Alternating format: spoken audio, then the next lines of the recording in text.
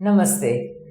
Triple IM के एग्जिमप्रेन्योर के show के अंतर्गत आज हमारे साथ हैं एक नए एक्सपोर्टर जिनका नाम है किशन अटल, जो है जयपुर से। जयपुर के पास में समध करके एक छोटी सी जगह है, वहाँ से आए हैं और ये हमारे जयपुर के ट्रिपल IM की वहाँ पे पढ़ाई की है। हम किशन से जानेंगे कि वो उनकी फैमिली बैकग्राउंड क्या है, कैसे आगे आए, कैसे एक्सपोर्टर बने, कहाँ से इन्होंने इतना हौसला पाया एक्सपोर्टर बनने का और क्या क्या चैलेंजेस आई, ये हम किशन से जानेंगे। Kishan, welcome to our show. Okay, thank you.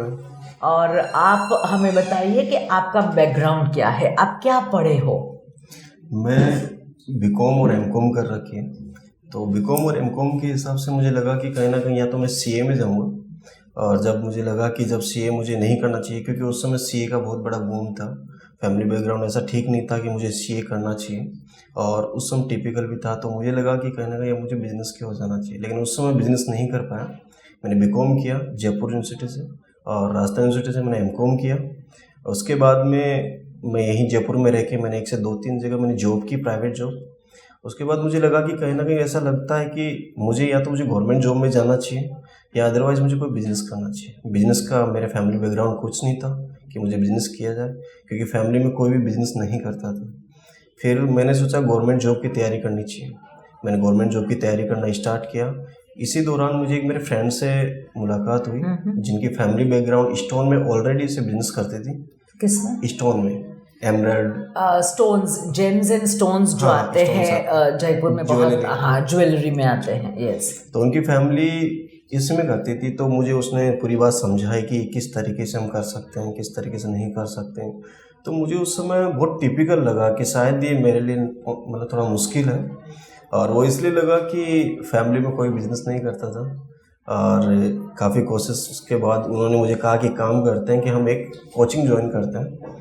हमने जयपुर में एक कोचिंग थी, वहाँ हमने ज्वाइन किया। और किस चीज़ के लिए ज्वाइन किया आपने? बिजनेस के लिए। हमने एक्सपोर्ट इंपोर्ट का बिजनेस के लिए किया। एक्सपोर्ट इंपोर्ट बिजनेस के लिए आपने जयपुर में कोचिंग ली? ओके। तो वहाँ हमने कोचिंग की। हमने 2-3 हफ्ते तक कोचिंग की। कोचिंग करने के बाद हमें लगा कि कहीं ना कहीं हमें प्रैक्टिकल की कमी है। प्रैक्टिकल कमी से हमें थ्योरेटिकल तो बहुत पढ़ाया गया, लेकिन मुझे लगा कि अगर हमें मार्केट में एक्सपोर्ट इंपोर्ट करना है तो हमें प्रैक्टिकल की रिक्वायरमेंट पड़ेगी। हम उसी बेस पे 5 to 6 मंथ तैयारी करते रहे, सीखते रहे। लेकिन फिर भी हमें लगा कि जब हम रियल में हम एक्सपोर्ट करने की कोशिश किया, हमने बहुत से मेल पे हमने रिप्लाई किया, बातचीत की, बहुत कुछ किया। इसके बाद भी हमें कोई रिप्लाई नहीं मिला, तो हमें लगा कि शायद हमारे लिए इतना मुश्किल है तो हम नहीं कर पाएंगे, एक्सपोर्ट इंपोर्ट नहीं कर पाएंगे। तो थोड़े नाराज़ हो गए, थोड़े हिम्मत हार चुके जी। तो ऐसे ही मैं फेसबुक चलाता था, तो उसमें देखा कि ट्रिपल IM का एक पूरी उसमें डाल रखी थी अपनी पेज। मैंने उस पर कॉल किया, कांटेक्ट करने पर बात हुई। तो जयपुर में ट्रिपल IM पे मेरी बात हुई अजय सर से।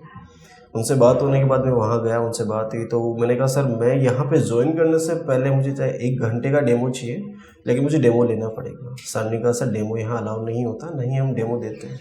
मैंने कहा सर किस चीज़ का डेमो?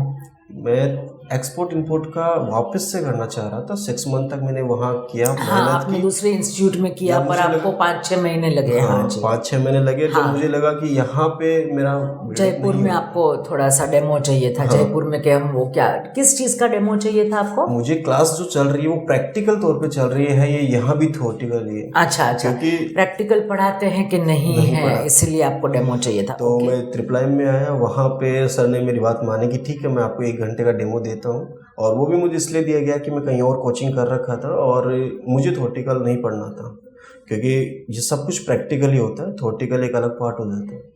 फिर वहाँ मैंने 1 घंटे डेमो लिया, तो मुझे वहाँ पे लगा कि रियली में ट्रिपल IM में कुछ स्पेशल और अलग होता है, जिससे कि हर एक्सपोर्टर यहाँ से निकल सकता है। ओहो, तो आपने जो पहले पढ़ा, तो उसके बाद आप 5-6 महीने जूझ रहे थे करने के लिए, बिजनेस करने के लिए।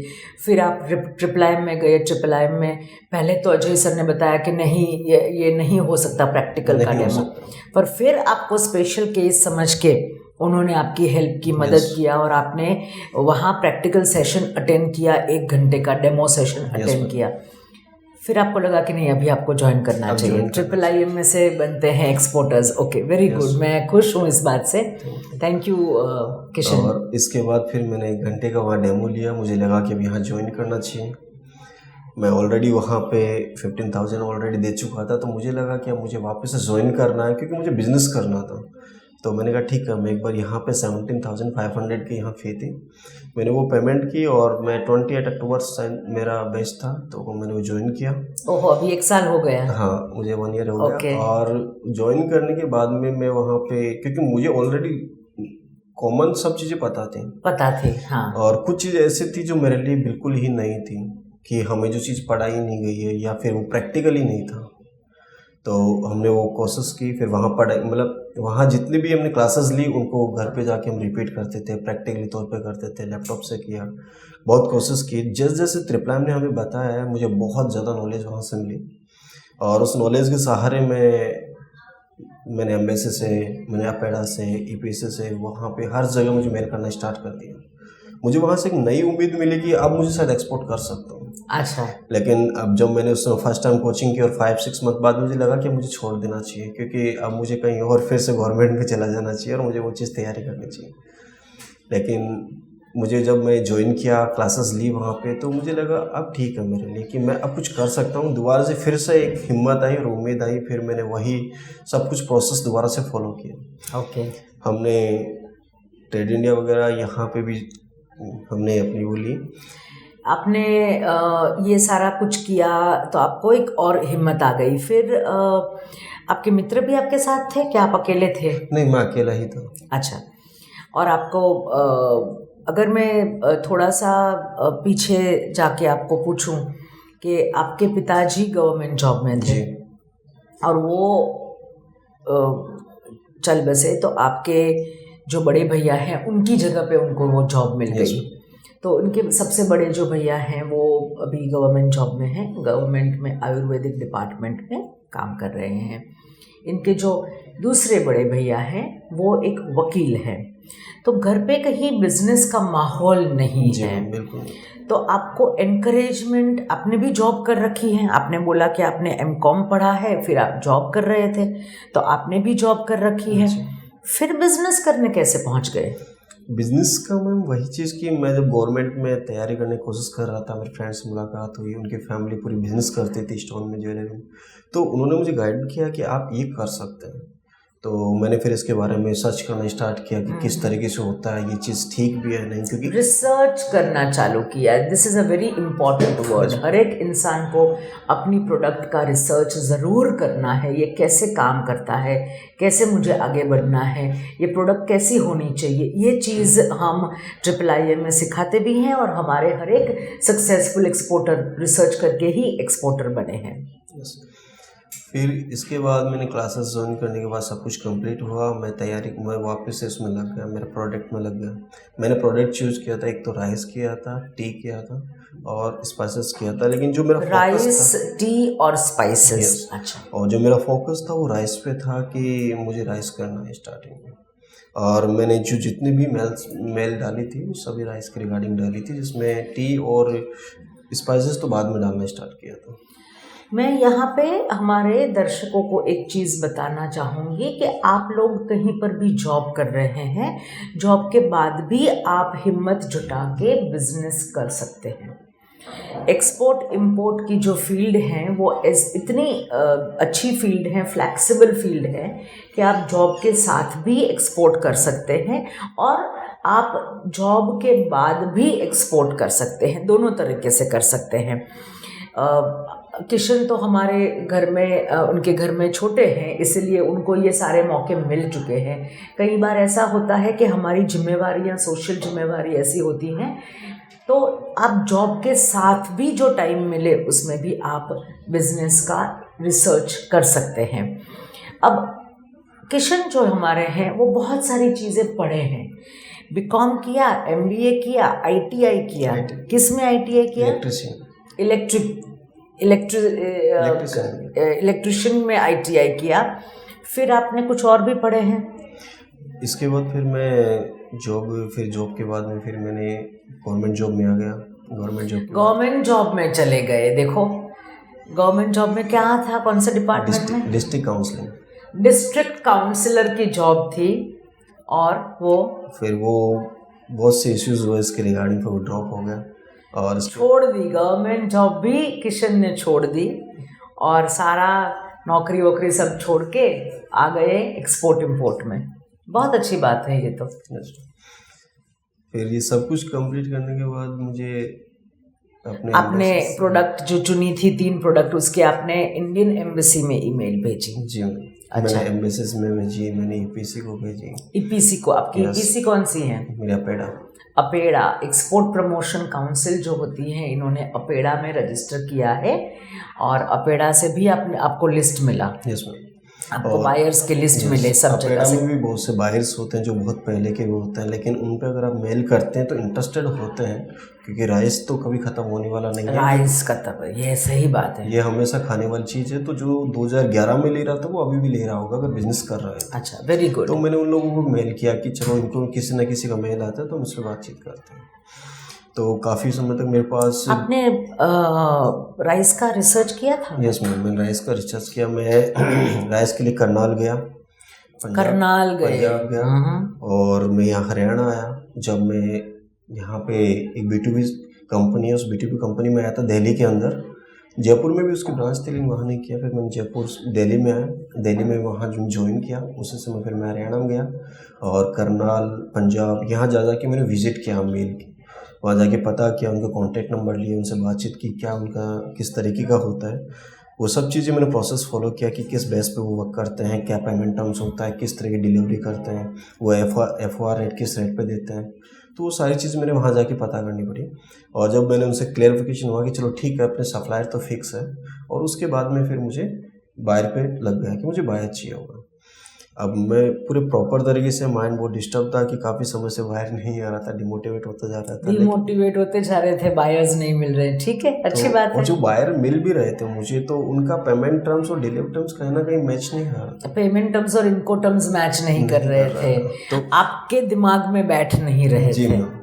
उनका ये था कि मैं स्टार्टिंग ही DA पे करूँ, क्रेडिट पे करूँ, जबकि हमें ट्रिपल में सिखाया गया कि आप जब कुछ कर लो, जब अपने पास जब रिस्क को भरने के लिए अगर कंटीजेंसी हो तो आप रिस्क लीजिए, अगर नहीं है तो फिर आप इसको आपको 100% या तो LC पे कीजिए या फिर आप एडवांस पे कीजिए या LC पे कीजिए। तो काफ़ी बायर मेरे पास आए, काफ़ी दिन तक मैंने उनसे बात की, जो कोई अफ्रीका का, दुबई का, सऊदी अरब का, इंडोनेशिया, तो बहुत सी बात हुई मेरी। तो एक बायर, जब मेरे इस बायर से पहले मैं बताऊं कि मेरे पास एक बायर था। बायर में डोमेस्टिक कर रहा था। डोमेस्टिक में क्या था कि मैं मेज़ का और इन सब का कर रहा था। तो मैंने कहाँ पे बेच रहे थे डोमेस्टिक? डोमेस्टिक में तमिलनाडु बेच रहा था। कहाँ से लेके? करनाल? नहीं, वेस्ट बंगाल से। मेज। हाँ, डोमेस्टिक में मेज की। मेज कौन आप ले रहे थे? मक्कई ले रहे थे? कहाँ से ले रहे थे? वेस्ट बंगाल से। वेस्ट बंगाल से मक्कई लेके आप तमिलनाडु में बेच रहे थे। ये सारा बिजनेस जो कर रहे हैं किशन, वो अपने बलबूते पे कर रहे हैं। इनके भाई लोग के समझ में नहीं आ रहा था कि इनको बिजनेस क्यों करना है, और पहले इन्होंने चालू किया डोमेस्टिक बिजनेस। कहीं से ट्रेडिंग कर रहे थे, वेस्ट बंगाल से मक्कई ली, मेज़, कॉर्न लेके तमिलनाडु में दे रहे थे। फैमिली बैकग्राउंड में सपोर्ट सब कर रहे थे, लेकिन थोड़ा समझ से दूर थी। फैमिली पूरी सपोर्ट थी कि इसमें कि हाँ बिजनेस कर, मैं जॉब करना चाहता हूँ। फैमिली ने हमेशा कहा कि जॉब तो कर सकता, कोई दिक्कत नहीं। ओके। फिर मैंने राइस का भी डोमेस्टिक में किया, और इसके बाद मैंने ऑनियन में भी डोमेस्टिक में किया, रेड पोटैटो मैंने डोमेस्टिक किया। Very good. तो इन चीज़ों से फिर थोड़ा थोड़ा मुझे लगा कि अब मुझे और भी कुछ करना चाहिए। अब मैं बायर्स में राइस के ही बायर्स आप ढूंढ रहा था। तो मेरे पास कैमरून के दुबई से एक बायर था, जो कम से कम 15 दिन तक हमारे बीच में नेगोशिएशन चला। 15 दिन तक नेगोशिएशन। आपने सैंपल भेजे थे क्या उनको? नहीं, सैंपल के लिए उन्होंने बोला कि आप सैंपल भेजिए। मैंने कहा सर 5 to 7 डेज सिर्फ सैंपल में बेकार हो जाएंगे, तो बेस्ट है कि मैं आपको एक SGS रिपोर्ट देता हूँ, जो सैंपल मेरा मैं उसके SGS रिपोर्ट देता हूँ, आप उसकी चेक करवाएं। SGS रिपोर्ट से आप चेक कर लो, वरना 5-6 दिन लग जाएंगे। वो सैंपल और 10-15 दिन आप जवाब दोगे, वो 5-6 दिन तो आपको पहुंचने में 15 डेज तो ऑलरेडी वेस्ट हो चुके हैं। Very good point, very good point. तो मैंने कहा कि सर आपको अगर मेरे प्रोडक्ट पे बिलीव नहीं है तो मैं आपको SGS रिपोर्ट देता हूँ, आप उसको चेक करवाइए, जांच करवाइए कब की है, कैसे है, क्या नहीं। तो उसके बाद अगर आपको फॉल्ट आता है तो फिर वो आप नेक्स्ट स्टेप कर सकते हैं। तो उन्होंने कहा ठीक है। उन्होंने मेरे को ऑर्डर, स्टार्टिंग में ऑर्डर दिया उनको 100 टन का, और 100 टन का मुझे ऑर्डर दिया और गया। पेमेंट टर्म और इनको टर्म्स क्या रखी? पेमेंट टर्म्स उसमें रहा था 30% एडवांस, लेकिन वो भी B2B साइट उस पे वेब पे जाएगा, 30% एडवांस और 70% DP पे था। तो okay, against documents. Yes ma'am. तो वो मेरे पास से उसमें आ गया था B2B साइट पर। जब मेरे पास वो वहाँ पे आया तो मुझे इन्फॉर्म हो गया, मैं यहाँ से प्रोडक्ट स्टार्ट कर दिया। मेरा जो सप्लायर था, कौन सी साइट थी ये? B2B trade India. Trade India जी। B2B ट्रेड इंडिया से आपको मिला कैसे ये बायर? ट्रेड इंडिया से? ट्रेड इंडिया से ही मिला था। और ओके, और पेमेंट भी वहीं पे उन्होंने साइट पे ही मंगवा ली, और फिर उन्होंने पेपर्स भेजे, डॉक्यूमेंट्स भेजे। Yes ma'am. फिर क्या हुआ सर? सारी फॉर्मेलिटीज़ हुई, पेमेंट्स आया, तो फिर मुझे बैंक से बातचीत की, सब कुछ कंप्लीट हुआ कि किस तरीके का प्रोसेस आगे हम फॉलो कर सकते हैं। ट्रिपल की भी सर थे, तो मैंने उनसे भी कम्प्लीटली बात की, उन्होंने मेरी हेल्प की। और उसके बाद फिर मैं प्रोडक्ट के लिए जब मैं गया तो मैंने उनसे बात की सप्लायर से कि सर मेरी जो कंडीशन है इस तरीके की है, मेरे पास पेमेंट है, ये है, वो सब कुछ किया। तो हमारे बीच में मैंने कहा सर मैं पेमेंट आपको एडवांस नहीं दे सकता। उन्होंने बोला कि हमारा जो एडवांस पेमेंट होता है उसी के बाद हम माल यहाँ से निकालते हैं, अन्यथा नहीं निकालते। मैंने उनको समझाया तरीके से। फिर बाद में मैंने कहा कि सर एक काम कर लेते हैं कि आपके सप्लायर? Yes ma'am. मैंने मेरे चेक दिए और मैंने कहा कि आप स्टाम्प पर एग्रीमेंट करते हैं कि आपका जैसे माल यहाँ से आप FOR रेट मुझे दे रहे हैं, अब जैसे वहाँ पे माल पहुँचेगा आपको पूरा पेमेंट आपको कर दिया जाएगा। सप्लायर से ऐसे बात की? तो वो इस बात पे एग्री हो गए। Okay, very good, very good. क्योंकि मेरे पास फंड नहीं था उस समय, और फंड नहीं था, और 30% एडवांस दिया बायर ने, और बाकी का पेमेंट जो था वो पेमेंट DP पे था, तो सप्लायर को कैसे पे करें? तो ये तरीका है, आप सप्लायर को अग्रीमेंट किया और बोला कि चेक ले लो, और जैसा मेरा पेमेंट आएगा आपको हम पेमेंट दे देंगे। सप्लायर मान गया, बहुत अच्छी बात है। और जब सप्लायर माना तो मुझे लगा कि अब शायद सब कुछ प्रोसेस ठीक हो सकता है। मैंने उनको, जब मेरे पास परचेज ऑर्डर आया, परचेज ऑर्डर के बाद मैंने इनको प्रोफार्मा इनवॉइस भेजा, और ये सब कुछ भेजने के बाद जब फॉर्मेलिटीज़ कंप्लीट हो चुकी थी तो फिर मैंने उनको कंफर्मेशन भी भेज दिया कि ठीक है, हम ये 15 डेज़ के अंदर हम कंप्लीट करके आपको भिजवा देंगे, क्योंकि 5 to 7 डेज़ ये कस्टम क्लियरेंस वगैरह टाइम भी लगता है। और वहाँ पे पहुँचने के लिए कौन सा पोर्ट आपने? मेरा JNPT था, जवाहरलाल JNPT था। ओके, तो यह JNPT से फिर मेरा गया Jebel Ali port. Jebel Ali, JNPT से जबेल अली पोर्ट आपने भेजा जी। फिर यहाँ से सब कुछ कंप्लीट होकर के ट्रैकिंग करता रहा कि मेरा ट्रक कहाँ पे गया, कहाँ नहीं गया। क्योंकि मैं जब यहाँ से सप्लायर से मेरा जब माल निकल रहा था तो मैंने यहाँ भी इंश्योरेंस करवाया था। मैंने यहाँ इंश्योरेंस करवाया माल। कौन सा इंश्योरेंस करवाया था? ECGC ली थी आपने? ECGC था मेरे पास, और ECGC ली थी इन्होंने। इसके बाद में फिर मैं यहाँ से मेरा जब माल निकल रहा था तो मैंने SGS रिपोर्ट करवा ली थी, सब कुछ कंप्लीट करवा, SGS रिपोर्ट करवा ली थी और ECGC ली। Yes ma'am. तो ये कंप्लीट होने के बाद में फिर मेरा माल स्टार्ट हो गया, और मेरा माल वहाँ पहुँचा। CHS से मेरी बात हुई, उन्होंने मेरा पूरा सपोर्ट किया। उन्होंने जो डॉक्यूमेंट रिक्वायरमेंट थी मुझसे लिए, वो सारे प्रोसेस उन्होंने फॉलो किया। कंप्लीट करने के बाद आखिर में मुझे BL दे दिया गया। ओके, BL देने के बाद मैं BL और मेरे सारे डॉक्यूमेंट्स ले जाके मैंने बैंक में दिया।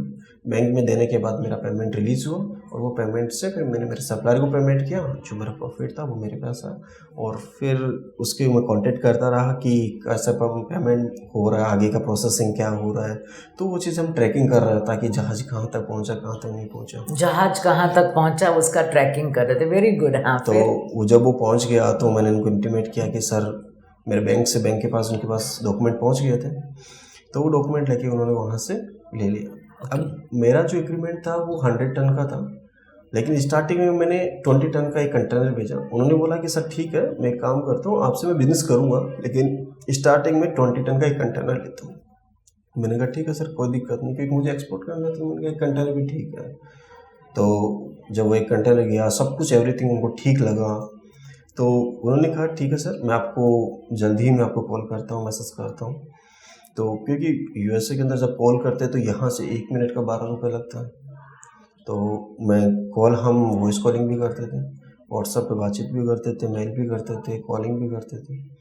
फिर मैंने उनको कहा सर एनी अपडेट नेक्स्ट के लिए, तो उन्होंने बोला नहीं, आपको बायर ने पेमेंट दे दिया? हाँ, सब कुछ क्लियर, मतलब सब कुछ क्लियर हो गया। पहले बहुत ही सेफ ट्रेड हुआ ये हमारा, सबसे बेस्ट हमारे रहा। सब कुछ, हाँ, सबसे बेस्ट रहा कि पेमेंट टर्म्स और इनको टर्म्स सब कुछ हमारा अच्छे से हो गया। और इससे पहले का एक बायर और मेरे पास आया था जिसमें सब कुछ कंप्लीट हुआ, नेगोशिएशन हुआ, पेमेंट टर्म्स हुआ, सब कुछ होने के बाद में उनका पेमेंट टर्म्स था 100% एडवांस।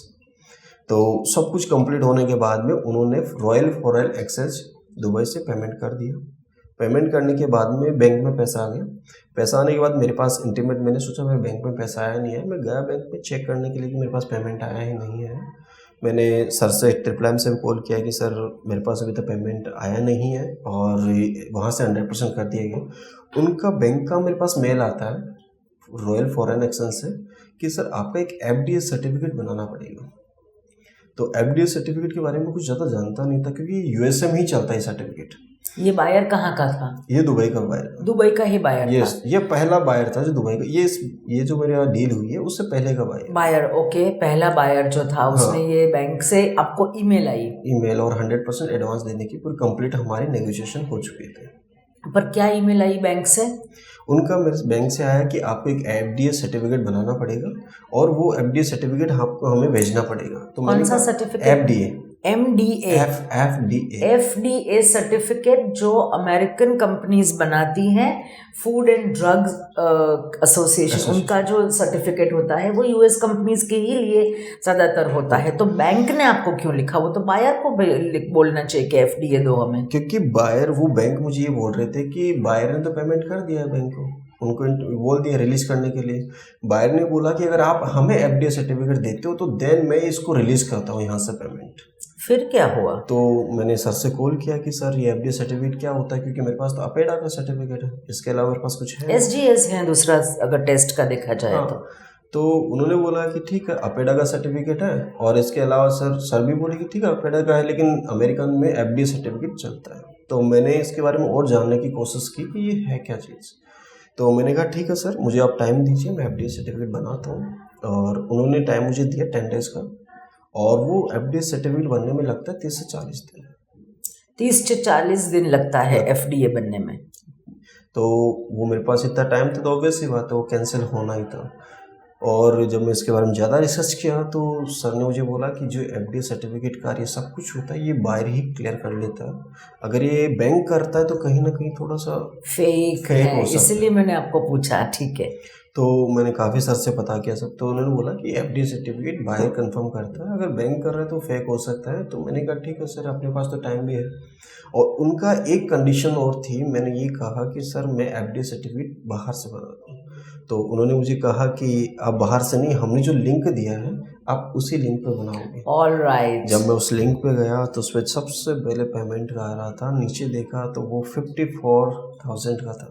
US डॉलर नहीं, 1000 रुपीज, इंडियन रुपीज। अच्छा अच्छा अच्छा, यानी कि वो पे करो तो आपको पेमेंट 100% मिलेगा। ये जो चीज़ें हैं बहुत ही कॉशन से करनी है। बायर मिल गया तो उसमें शांति से हमें आगे बढ़ना है। हम दो ही चीज़ बोलते रहते हैं, श्रद्धा रखो हो जाएगा।